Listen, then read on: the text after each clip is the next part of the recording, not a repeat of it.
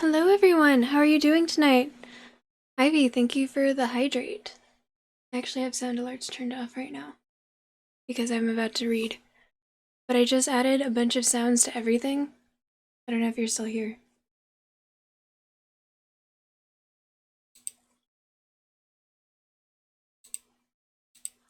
I'm gonna redeem it just so you can hear it. I don't even know if you're still here or if you just redeemed it then popped out. Hydrate, bitch!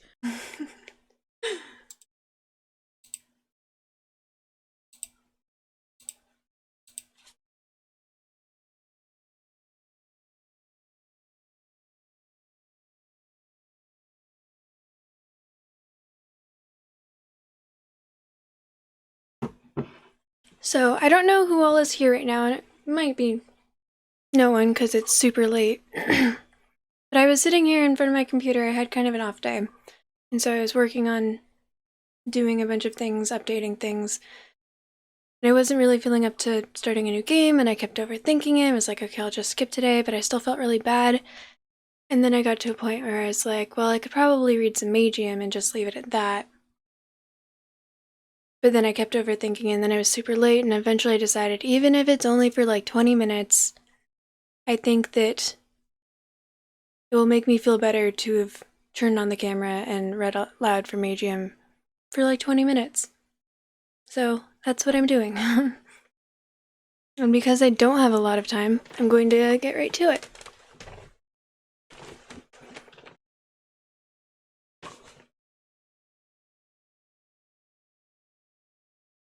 Okay.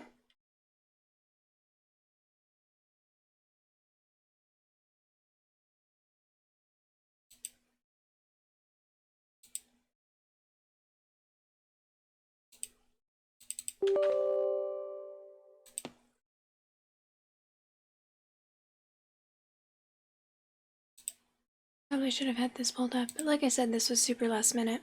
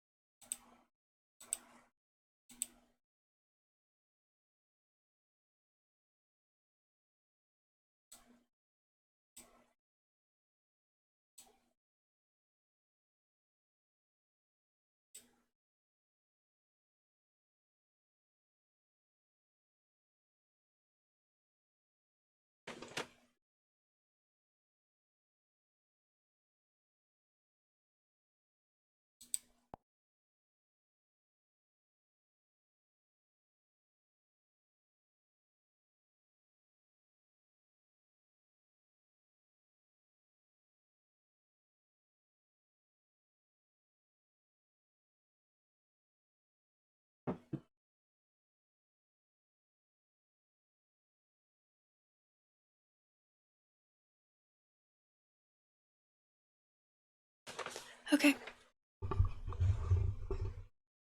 She smiles. Thank you for inviting me to join you tonight. I really appreciate it. Maybe we can do this again sometime. I see no reason why not, I say. Good night, Barry, Rose says, smiling. Sleep well, Rose, I tell her, as we both part ways and head for our respective tents. Once I get inside my tent, I fall asleep almost immediately. I never realized how tired I really was until my head touched the pillow. I wake up a few hours later to the sound of footsteps and several tents being dismantled. Had a nice sleep, Barry, Hedrick tells me with a grin as I step outside. I'll be taking back my tent if you don't mind. As he starts to dismantle the tent, I take a good look around me and see that everyone is already up on their feet, busy either with the tents or with packing their bags. The sun is starting to rise, which it means that we now have a little over 4 days left to finish our quest. I suddenly remember that I wanted to do a quick inventory of my backpack's contents before leaving, since I can no longer see what's inside of it due to Darren's enchantment. I start to take my items out of my backpack one by one, focusing on their image before reaching for them. I need to make sure that I don't forget anything. Maybe I should make a list? What the hell are you doing? Kate says as she approaches me. I'm doing a quick inventory, I tell her. I didn't really get a good look at all of my items before Darren enchanted my backpack, so I just want to make sure I'm not forgetting anything. After looking at me for a few seconds, Kate grabs my hand and she uses it to tap 3 times on the inside of my backpack. Immediately after she releases me, a screen magically appears above my backpack, giving me a detailed list of all my items, with corresponding pictures for each of them. There's your quick inventory, Kate says. Now hurry up and put that stuff back in, or you'll get left behind. Once we all finished what we had to do, we started marching yet again with Flower leading the group, just like yesterday. This time, however, the 5 of us were a lot more silent than before. With the exception of Flower's occasional directions, there were barely any words spoken between the 6 of us in the first half hour of our journey. Did something happen while I was asleep? Flower asks, worried, after noticing that something was wrong. No! Darren and I both shout at the same time. Okay? Flower says, with an even more worried tone than before. From what I heard, Barry and Darren had a little fight last night, Kate says. Pay them no mind, I'm sure they'll get over it soon enough. After a few more hours of walking through the forest, Flower announced to us that we were starting to get closer to our goal. We decided that this was a good time to take a little break and talk about our strategy for infiltrating the stronghold. First things first, Darren says. We need to decide what to do with Rose during our attack. The way I see it, we have 2 options. Either we take her with us, or we leave her in a safe area outside of the stronghold with someone to act as her bodyguard, just in case. Anyone have any thoughts on this? I volunteered to stay behind and guard Rose, Kate says. I'm not sure of how much help I can be infiltrating the fort without my magic, but I should be able to handle a few ogre scouts on my own if need be. Try to convince them that it's safer to take Rose with us. Agree with Kate's plan.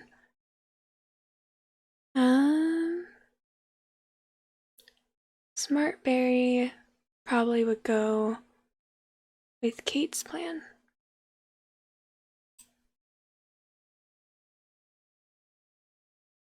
I think this would be our best course of action, I say. It would be too dangerous to take Rose with us into the fort. There's no guarantee that we can defend her while fighting the hordes of ogres without using any magic. Hedrick says, I'm sure that Kate will be more than able to deal with a few measly ogres. Rose, do you still have that transceiver I gave you? Yes, do you want it back?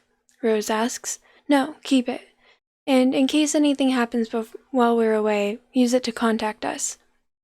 Before we make any concrete plans, Hedrick says, could we maybe go over the leopard's briefing one more time? His accent in common was horrible, and I'm not sure I got all he said. Well, first of all, Kate says, the chalice we are meant to retrieve was used to give water unique healing properties which could cure some illnesses that were incurable through the use of spells. The artifact itself looks like a regular golden chalice except for the triangular markings on the sides. Regarding the stronghold's defenses, the leopard said that the ogres are primarily divided among the regular warriors that use big clubs to fight, and the mages that have a variety of magical specialties.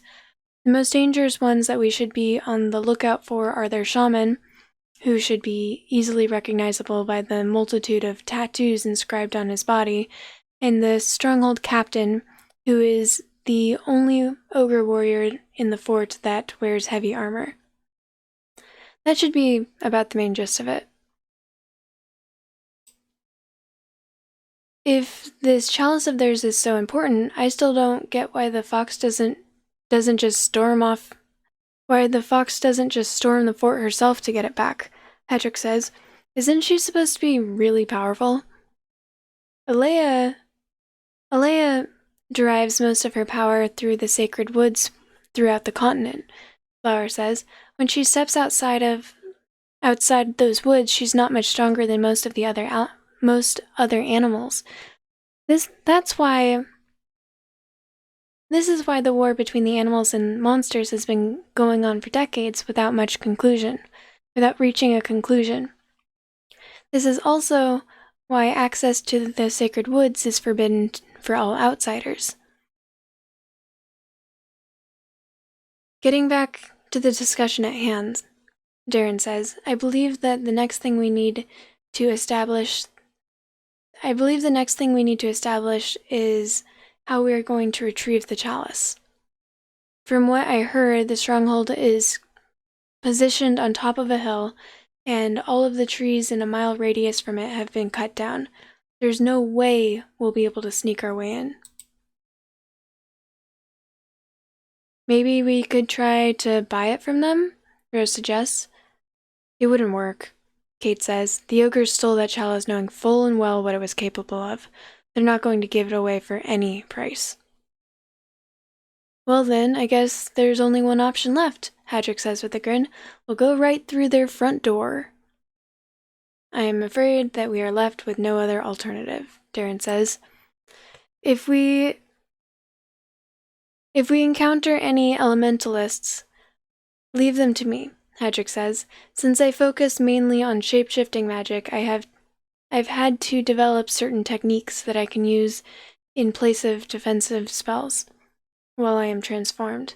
One of the techniques allows me to harden the magical aura around my body, which is not only great for defense, but also for attacking. If I use it to harden the magical aura around my fist, I can easily deflect fireballs with my punches and send them right back at their casters. My sword is also good against elementalists, Darren says. I can use it to absorb any element, and I also have a sword technique that can temporarily sever a mage's link to the magical plane, making them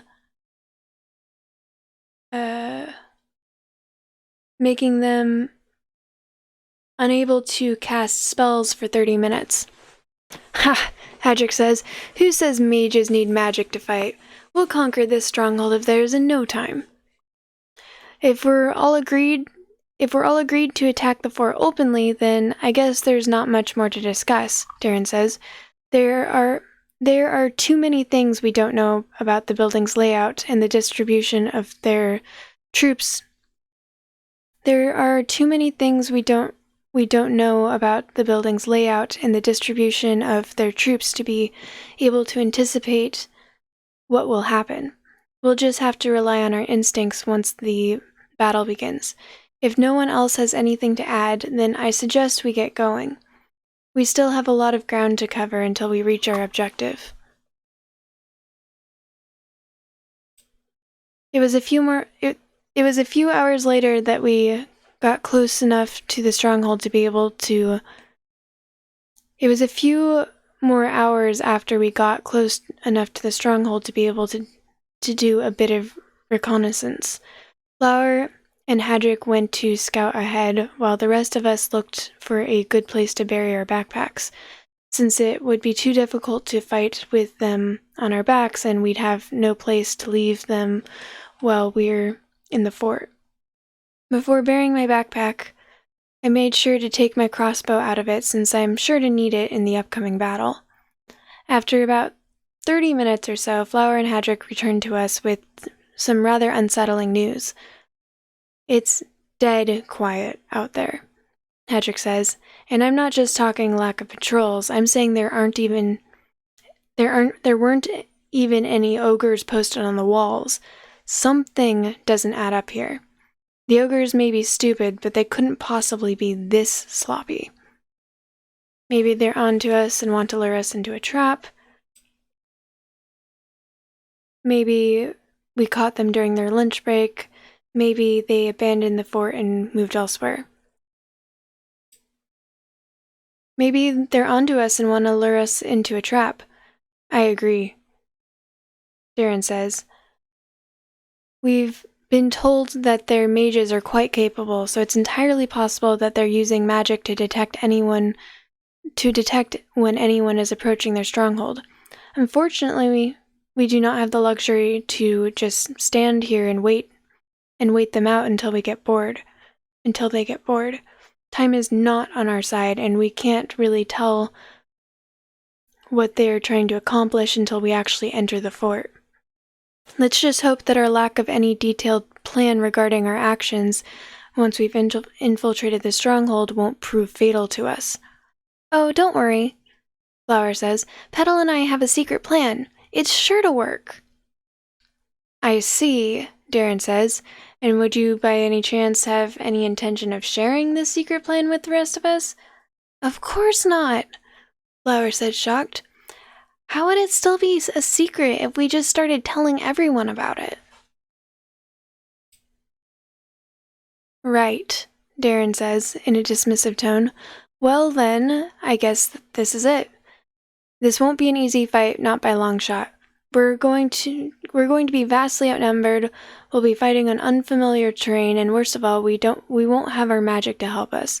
However, we've all had to go through hardships since the beginning of this tournament, and we've always somehow managed to pull through. It would be pointless to hold a last-minute strategy meeting now, given the extremely limited information we have on our enemy.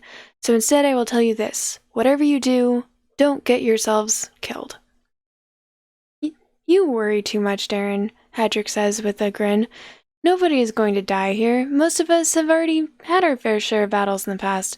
We haven't survived this long just to be taken out by a bunch of overgrown baboons in the middle of nowhere. We'll win this fight like we've won many others. And by the end of the day, we'll all have another exciting story to share with our friends over a drink near the fireside. Let's hope you're right, Darren says. He then turns to Kate and Rose. Rose? This is where we part ways, he says. This is where we part ways for now. You'll be in Kate's hands until the rest of us get back from the fort. Remember, if anything unexpected happens, contact us through your transceiver, and we'll try to come to your aid, even if we're in the middle of a battle.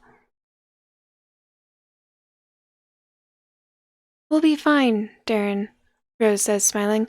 There's no need to worry about us. Just make sure you all come back in one piece. Flower, are you sure about this? Kate says. The fox only said you had to lead us to the stronghold. You've already fulfilled your promise. There's no need for you to risk your life for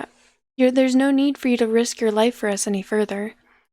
Oh, I could never live with myself if I just abandon you here like this, Flower says. And besides, Petal and I have fought ogres before. They're not that tough. I don't think there will be any problems. Achievement unlocked. Keen Observer. Hearing check successful, level 2. Observation check successful, level 1. While Flower and Kate were talking, I heard what sounded like footsteps somewhere behind me. I immediately turned and see if we were being followed, but there's no one there. Was it just my imagination? I start to look carefully at the area where I heard the sound earlier. Everything seems to be in order, except for one small detail that catches my attention. The grass is unusually flat right about the spot where I heard those footsteps.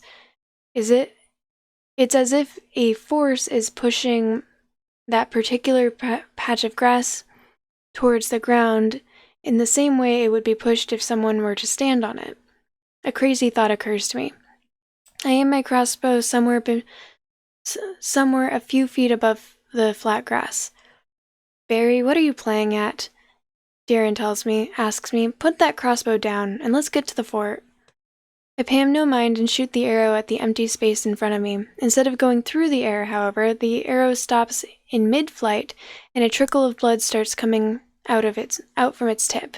Soon afterwards, a hideous creature begins to slowly materialize in front of us, with my arrow sticking out of its big belly. The monster is about 8 feet tall, with thick gray skin and is wearing nothing other than a loincloth around its waist. 2 of its lower fangs are sticking out of its closed mouth. Its forehead is exceedingly narrow, and on its face it is wearing one of the dumbest expressions I have ever seen in my life.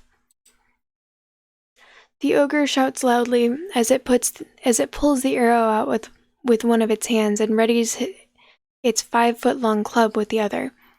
Another ogre is now coming out of invisibility, ready to fight alongside its wounded comrade. The 2 of them, however, do not get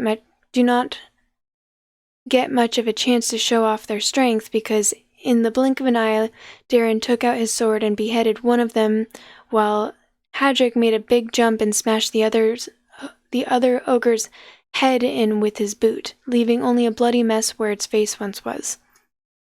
"Nice one, Barry," Darren says as the 2 ogres' carcasses fall to the ground with a loud thump.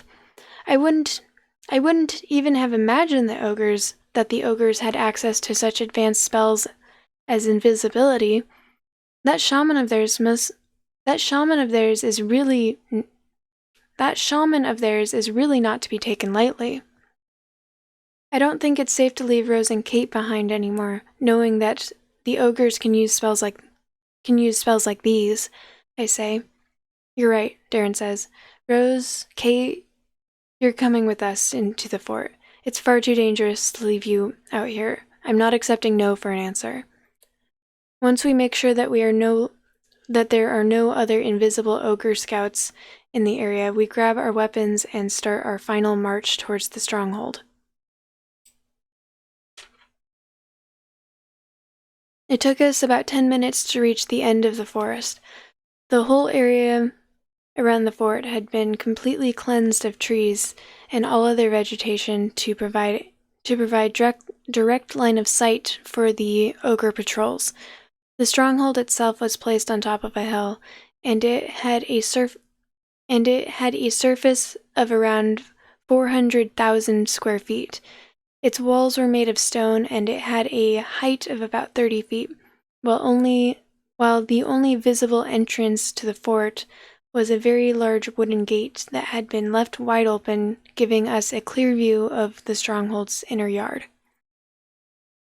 There seemed to be one main building in the middle, which was connected to all 4 of the walls that formed there seemed to be one main building in the middle, which was connected to all 4 of the walls that formed a square around it. Getting a closer look at the fort, we soon realized that it wasn't just the walls that were deserted, but the whole yard as well. They sure aren't trying to hide the fact that this is a trap, are they? Hadrick says as we step through their open gates. Keep your guards up, Darren says as he looks around. They could attack from any direction. We make our way inside their inner yard. Araka suddenly starts to make a very loud noise from inside her amulet.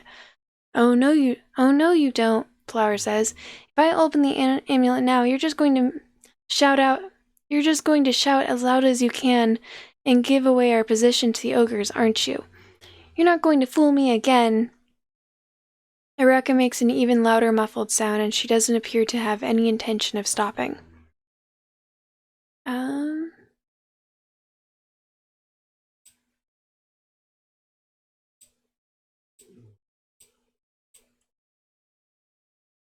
Ignore Araka. As we advance through the fort's yard, Araka is starting to get even more agitated, and the amulet is beginning to shake violently as her muffled sounds intensify.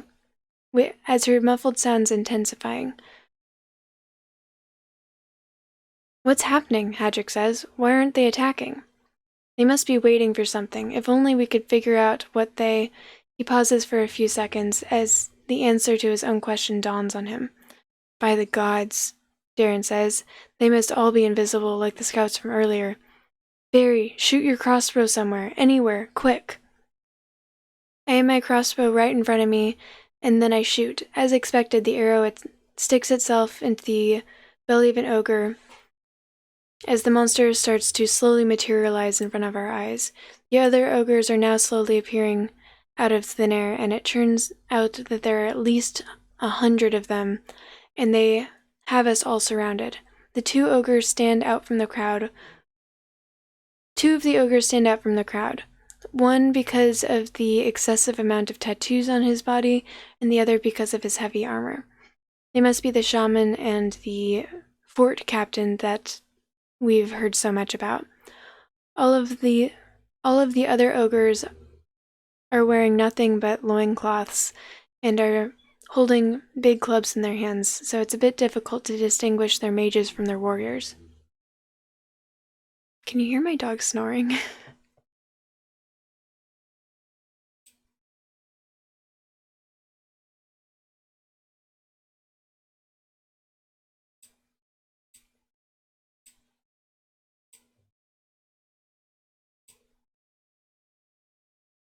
I'm going back to open the amulet.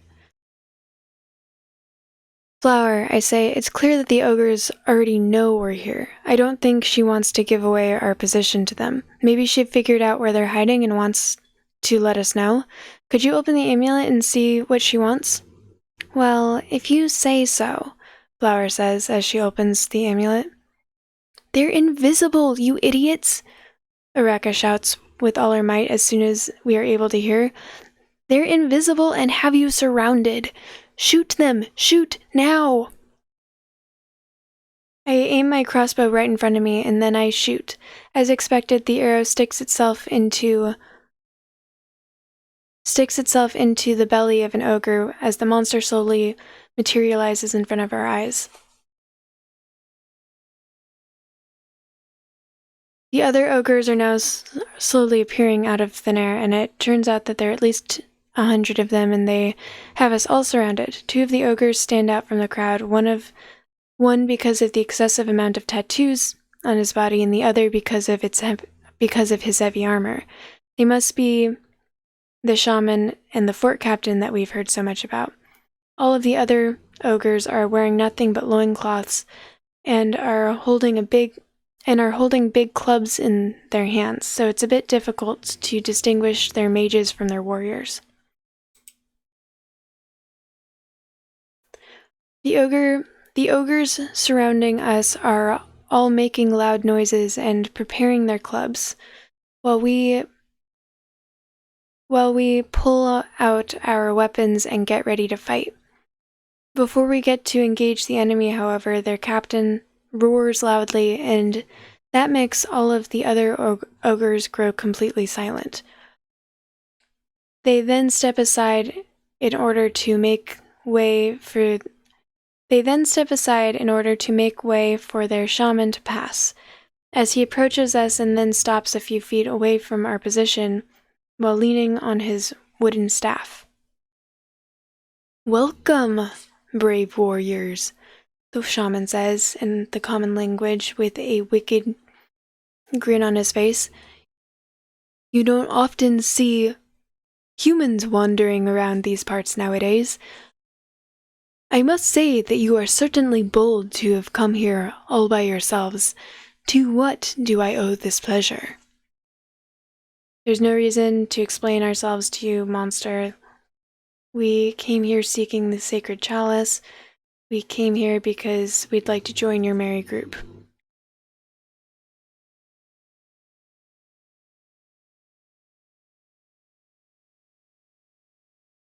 I'm just gonna go with this one.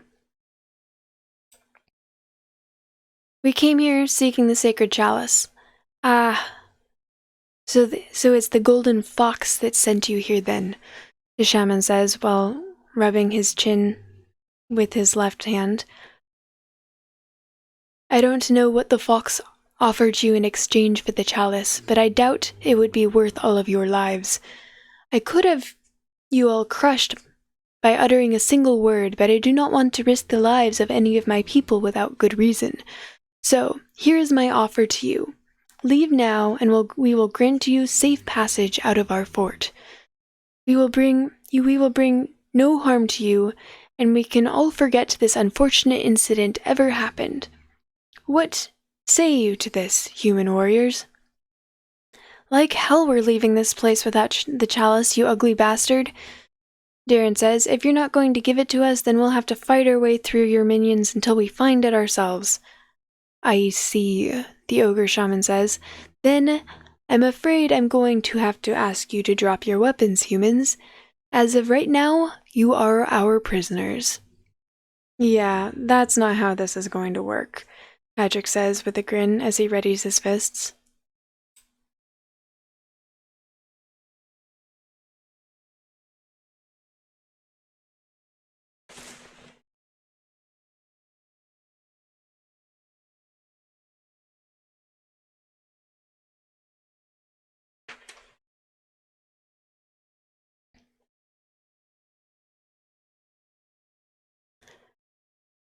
If you're not going to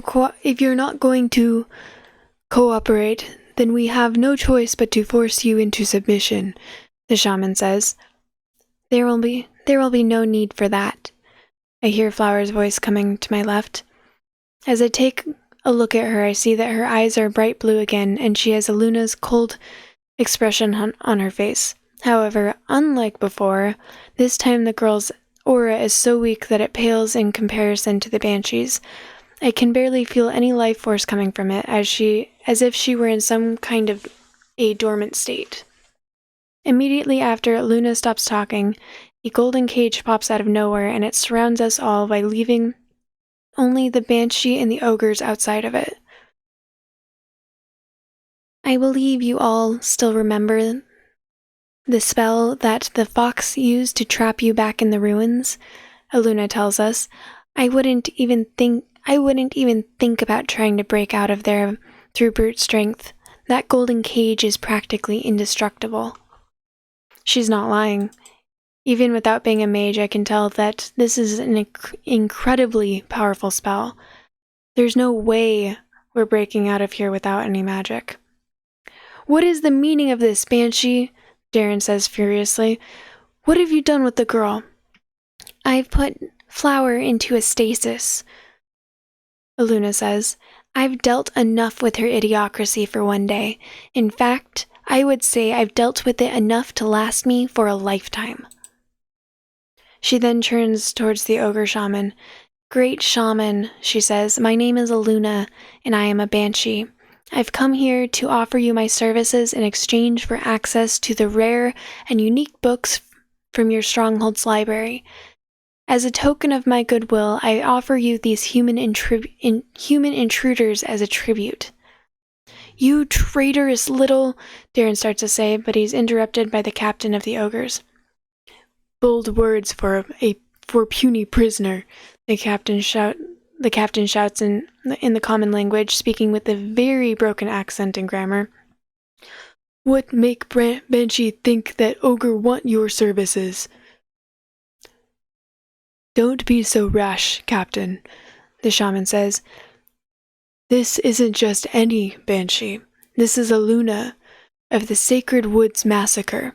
It is said that she killed hundreds of guardians of the forest in a single day without showing the slightest amount of mercy. However, it is also said she went soft ever since she fused with this little girl we see before us. The girl I share the body with has been threading the line between asset and liability for far too long, Aluna says. Her natural magical talents made her a particularly powerful ally, but her whims overwhelmed her judgment more often than not, and she repeatedly put us into mortal danger because of this. Her decision to help these mages infiltrate your stronghold was the final straw, and made me realize that I needed to rid myself of her, quick, before she would become the end of me. And how do you plan on doing that? The shaman asks. I've heard of several...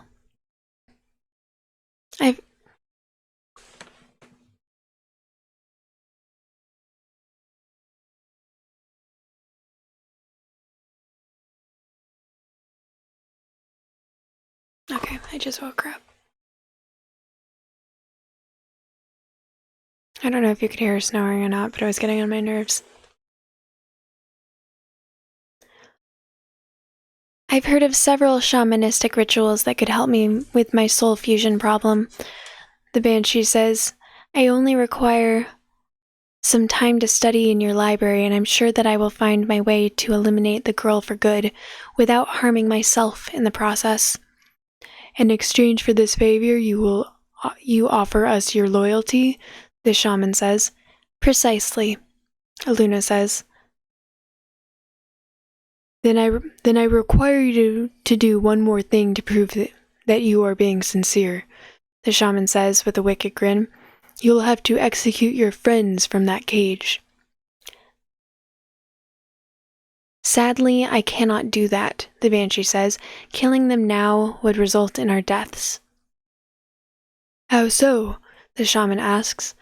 Those collars that they are wearing have been placed around their necks by the great golden fox, who is also the one who sent them here to steal your sacred chalice, Aluna says. They are made in such a manner that even if the humans die, the collars explode, and those explosions would be powerful enough to easily level your fort and kill all of your warriors. The fox took this extreme measure to make sure that you all get eliminated, even if the humans fail their mission. The shaman says as he strokes his chin. I recognize these collars. They were made by the Lasathi of old. I know for a fact that these devices had some very dangerous self-destruct mechanisms set in place in case the prisoners wearing them misbehaved. He pauses. What do you propose we do with them, then? He asks the Banshee. We wait, Aluna says. The fox gave them 5 days to complete their quest. If they do not return in 5 days, she will assume that they abandoned their mission and they will die by electrocution. In this case, the self-destruct mechanism in the collars will not get activated. You've said enough, the shaman says. It's clear that you hold no attachment to your former allies. You are welcome to use our library as much as you please, Aluna of the Sacred Woods Massacre. We will discuss your payment after you rid yourself of the girl. As for these humans, I have a teleportation spell that can easily transport them into their cell as long as they don't move from their position for a while. If you can confirm that you can still hold onto that cage, I will start casting it. My cage will hold for at least another few minutes, Luna says. However, I have one more warning to give you. That dwarf possesses a giant strength and could easily break through the walls of your prison without any weapons. I suggest you transport them into one of the cells that have a paralysis spell cast on them. I visited this stronghold before when it was owned by goblins, and I remember that there was at least one such cell in the lower levels of the main building. You remember correctly, Banshee, the shaman says. Very well, then. I will send them to one of the paralysis cells.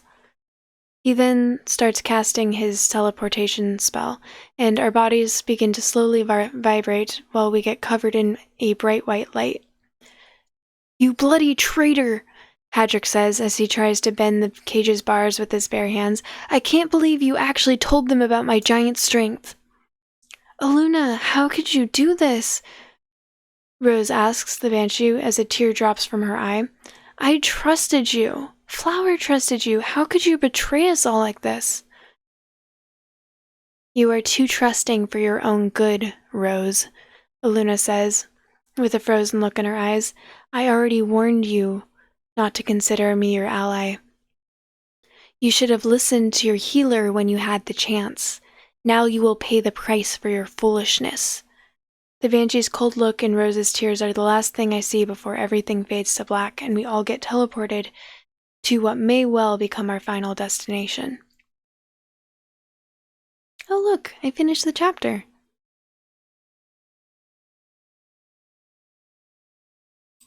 Let's see.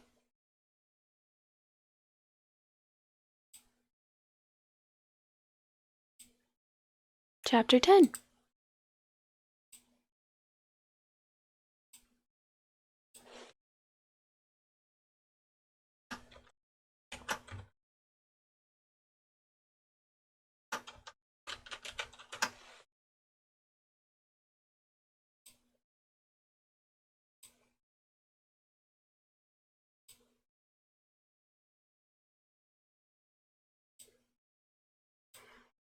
Okay. Oh. Transfer achievements to the cloud. Oh.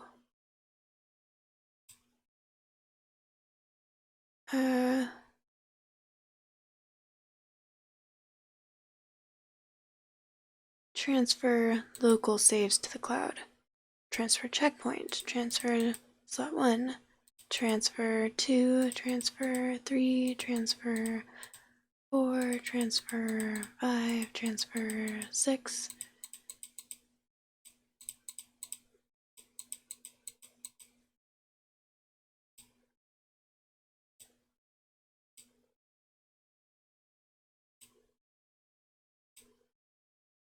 Okay,